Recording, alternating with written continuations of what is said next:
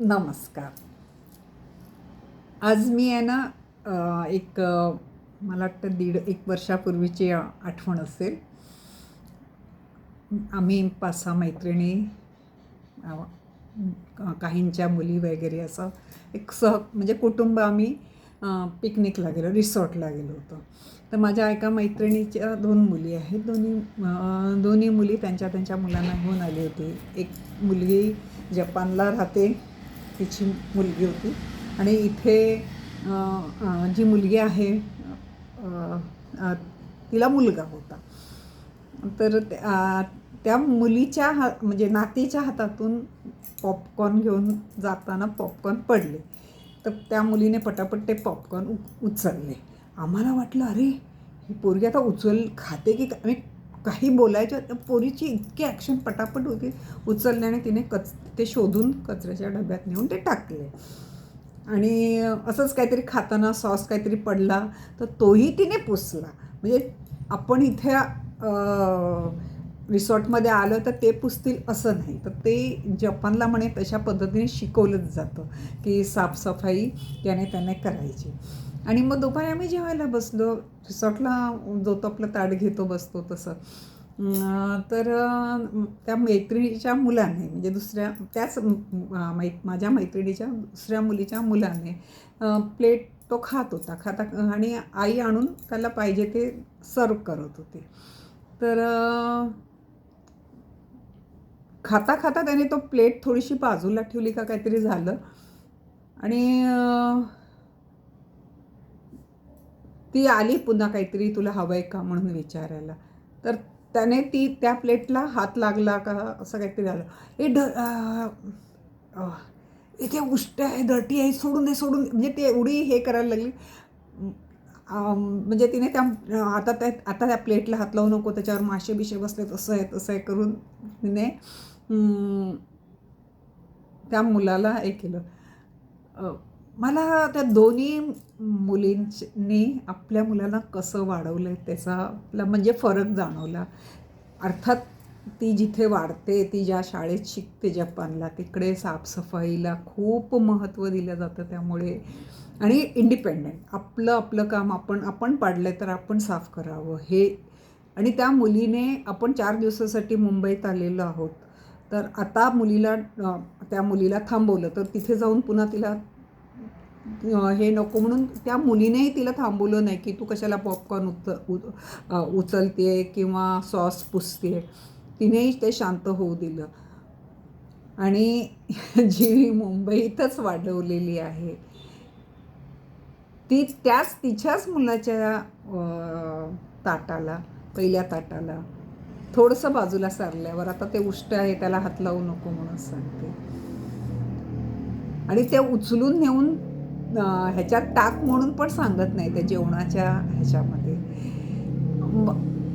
आम्ही सगळ्यांनीच पाहिला ही गोष्ट. काय आम्ही जेवढे जण गेलो होतो सगळ्यांनीच हा अनुभव घेतला.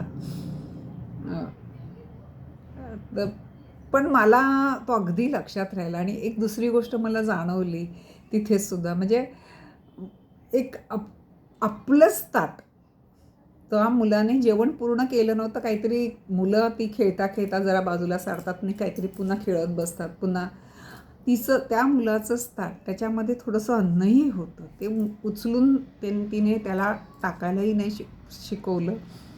आणि म्हणजे 2 मिनिटापूर्वी त्याच्यामध्ये तो जेवत होता. आता ह्याच्यातून किती वृत्ती आपल्याला न कळत आपण शिकवतो की कामापुरता मामासारखं. अरे ते अन्नाचं ताट होतं.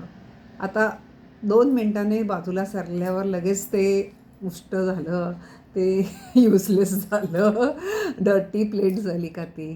म्हणजे माणसांच्या हळूहळू अशीच ही वृत्ती माणसांच्या बाबतीत पण वाढत जाते ना, की कामापुरतं आपल्याला ह्याला जवळ केलं, स्माईल केलं, हसलं, बोललं आणि थोडंशी पाठ फिरली की मग तोंड वाकडं का हे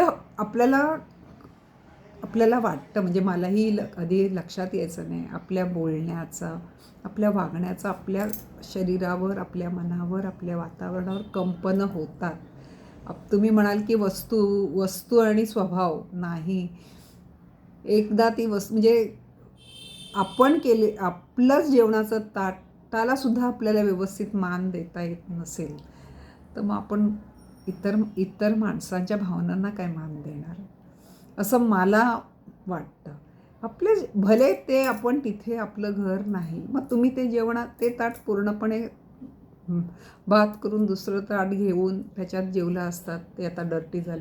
पण एवढं डर्टी पण काय होतं, तू जेवता जेवता बाजूला सारलेलं ताट होतं. पण हा फरक अपब्रिंगिंगमध्ये खूप होतो. मी मान्य करते, जपानला ही पद्धतच आहे, मुलांना सेल्फ रिलायंट होतात. पण तुम्हाला नाही का वाटत, ह्या पिढीने आपल्या मुलांना जास्त डिपेंडेंट केलेलं आहे सेल्फ रिलायंटपेक्षा, असं मला खूप वाटतं की आहे, मान्य आहे, आपल्याकडे खूप आहे तिथे जपानला माणसं कमी असतील किंवा काही कामवाले मिळत नसतील, व्हॉटेवर, म्हणून ती लोक मुलांना त्यांची कामं करायला लावत असतील, व्हॉटेवर आहे.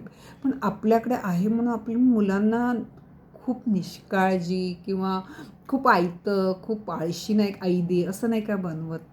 विचार करा, त्यांचं ताट उचलून ठेवणं, त्यांनी जर काही पॉपकॉर्न वगैरे काही खाल्ला, त्याचा उरलेला कचरा नेऊन कचऱ्याच्या डब्यात टाकणं.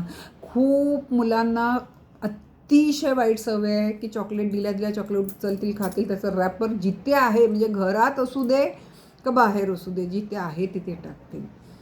तर ह्या छोट्या छोट्या गोष्टी मला वाटतं आई म्हणून प्रत्येक स्त्रीने आपल्या मुलाला पहिलं शिकवलं पाहिजे, बिंबवलं पाहिजे मनावर.